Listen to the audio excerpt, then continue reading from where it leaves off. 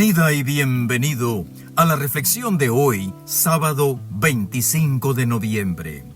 Para que sean hijos de su Padre.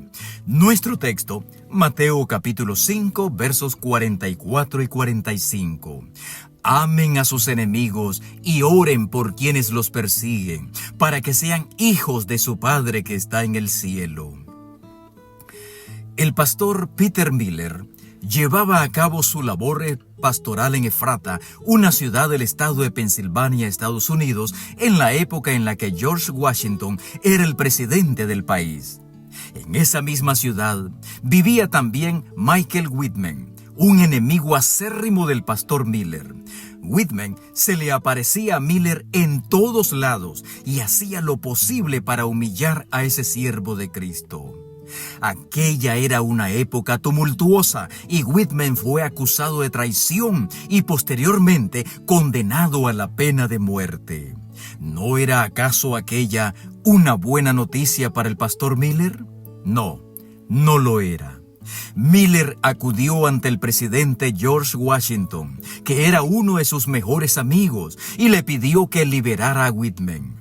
Con mucho cariño, el presidente le explicó que no podía indultar a su amigo. Entonces Miller replicó: ¿Amigo? No es mi amigo, es mi peor enemigo.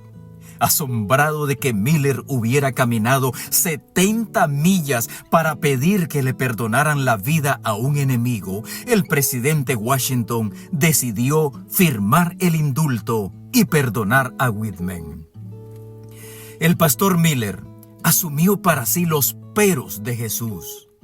En el Evangelio de Mateo vemos que el Señor presentó una serie de antítesis y una de ellas es esta: ustedes han oído que se dijo, ama a tu prójimo y odia a tu enemigo. Pero yo les digo, amen a sus enemigos y oren por quienes los persiguen, para que sean hijos de su Padre que está en el cielo. Mateo 5, 43 al 45.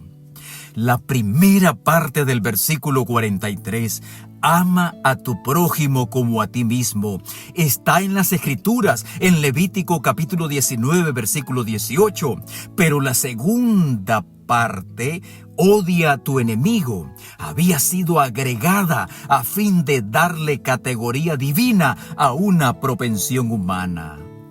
En el siglo V a.C., Lisias el ateniense decía: considera como norma establecida que uno tiene que procurar hacer daño a sus enemigos y ponerse al servicio de sus amigos. A esa tendencia tan natural en nosotros de odiar a nuestros enemigos, Jesús le pone un pero y nos hace una propuesta que desafía nuestra lógica. Tenemos que amar al que procura nuestro daño, al que nos rechaza, al que nos humilla, al que considera que somos sus enemigos y al que nosotros consideramos que es nuestro enemigo.